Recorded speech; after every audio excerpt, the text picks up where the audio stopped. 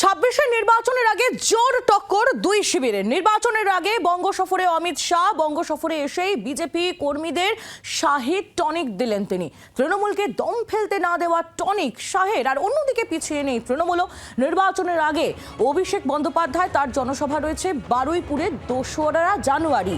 অভিষেকের জনসভা সফল করতে ভাঙড়ে মিছিল, শওকত মোল্লার নেতৃত্বে এই প্রস্তুতি মিছিল। সেই সম্পর্কে আপডেট আমরা নিয়ে নিই। প্রসেনজিৎ সর্দার আমাদের প্রতিনিধি রয়েছেন এই মুহূর্তে আমাদের সঙ্গে টেলিফোন লাইনে। প্রসেনজিৎ, শওকত মোল্লা তার নেতৃত্বে একটি প্রস্তুতি মিছিল ইতিমধ্যেই ভাঙড়ে করা হয়েছে, কি বললেন শওকত মোল্লা? দেখো, এখনো পর্যন্ত শওকত মোল্লার মূল উদ্দেশ্য হচ্ছে যে ভাঙড়ে যে যারা নেতা কর্মীরা আছে তারা যেন মানে অভিষেক বন্দ্যোপাধ্যায় জনসভায় ভিড় জমায় এবং ২০,০০০ ভাঙড় থেকে কিন্তু সেই তৃণমূল কর্মী সমর্থক হয়ে যাবে, পাশাপাশি ক্যানিং পূর্ব থেকে।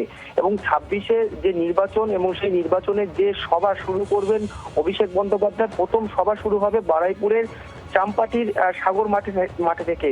এবং সেই সভায় যেন বহু মানুষ সেখানে আসে, প্রায় ২ লক্ষ মানুষের কিন্তু জমায়েত হবে। এটা কিন্তু দক্ষিণ ২৪ পরগনা থেকে, সেটা কিন্তু শওকত মোল্লা সেটাই চ্যালেঞ্জ করে কিন্তু মাঠে নেমেছেন। পাশাপাশি তিনি আরো জানিয়েছেন যে বঙ্গে যে অমিত শাহ সেখানে জানিয়েছেন যে তৃণমূলের দম ফেলার সময় যেন না পায় এবং সব সময় যেন বিজেপি সেই কর্মসূচিগুলো নেয়, তাদের সেই লক্ষ্য যেন জয়।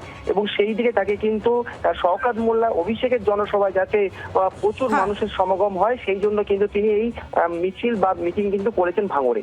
ধন্যবাদ প্রসেনজিৎ। অভিষেক বন্দ্যোপাধ্যায় দক্ষিণ ২৪ পরগনা জেলার পবিত্র মাটি বারুইপুরে সাগর সংঘের মাঠে জনসভা করবেন। এই সভাকে সামনে রেখে ভাঙড় বিধানসভা তৃণমূল কংগ্রেস ভাঙড় ১ নম্বর এবং ২ নম্বর ব্লক আজকে ২ তারিখের সমর্থনে অভিষেক বন্দ্যোপাধ্যায়ের সমাবেশের সমর্থনে আজকের ভাঙড়ের রাজপথে নেমেছে। আমাদের ভাঙড় এবং ক্যানিং থেকে প্রায় ২০,০০০ ২০,০০০ মানুষের টার্গেট। আমাদের ১০,০০০ মানুষ যাবে ভাঙড় বিধানসভা থেকে এবং ১০,০০০ যাবে ক্যানিং পূর্ব বিধানসভা থেকে।